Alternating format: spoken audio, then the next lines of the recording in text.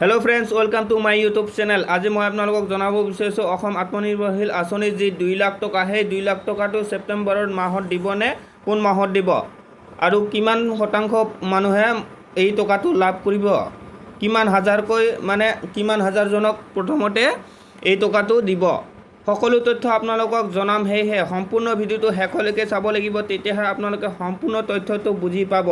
লগতে যদি মোৰ চেনেলটো নতুনকৈ চাইছে তেতিয়াহ'লে লাইক শ্বেয়াৰ কমেণ্ট সাবস্ক্ৰাইব কৰি ৰাখি লগতে বেল আইকনটো বজাই দিব, যাতে মই দিয়া ভিডিঅ'সমূহ আপোনালোকে পোনপটীয়াকৈ আগতীয়াকৈ চাব পাৰে। এতিয়া মই আপোনালোকক জনাব বিচাৰিছোঁ, যিটো আপোনালোকৰ 2 লাখ টকা সেই 2 লাখ টকাটো আপোনালোকক প্ৰথম 30,000 যুৱক যুৱতীকহে দিব।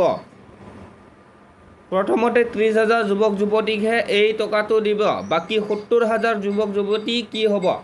বাকী 70,000 যুৱক যুৱতীয়ে এই টকাটো লাভ কৰিব নে নাই?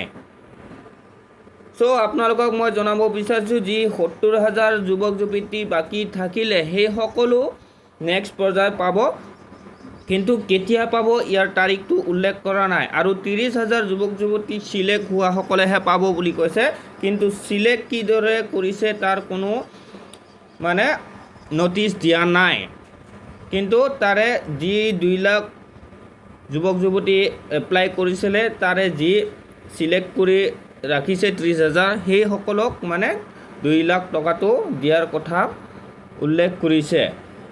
ডক্টৰ মাননীয় হেমন্ত বিশ্ব শৰ্মা ডাঙৰীয়াই কি কৈছে আপোনালোকক ভিডিঅ' ক্লিপ অলপ লগাই দিছোঁ, আপোনালোকে এই ভিডিঅ' ক্লিপটো আপোনালোকে শুনক, তেতিয়াহ'লে আপোনালোকৰ যি টকাৰ কথাটো কনফাৰ্ম হৈ পৰিব।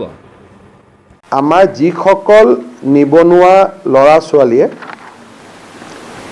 মুখ্যমন্ত্ৰীৰ আত্মনিৰ্ভৰ অসম আঁচনিৰ অধীনত 2 লাখ টকাৰ লোনৰ বাবে আবেদন কৰিছিলে, ছেপ্টেম্বৰ মাহৰ ভিতৰত 30,000জন যুৱকক খানাপাৰাত একেলগে মাতি আনি আমি প্ৰথম কিস্তিৰ 1 লাখ টকা দিবৰ বাবে আমি সিদ্ধান্ত লৈছোঁ, যাতে আঁচনিখন বহল প্ৰচাৰ হ'ব পাৰে। অৰ্থাৎ খানাপাৰাত একেলগে প্ৰথম 30,000 যি চিলেক্টেড কেণ্ডিডেট আছে, প্ৰথম 30,000 চিলেক্টেড কেণ্ডিডেটক আমি একেলগে মাতি আনি আমি তেওঁলোকৰ প্ৰথম কিস্তিৰ ধন মোকলাই দিবলৈ আমি সিদ্ধান্ত লওঁ। আমাৰ যিসকল নিবনুৱা ল'ৰা ছোৱালীয়ে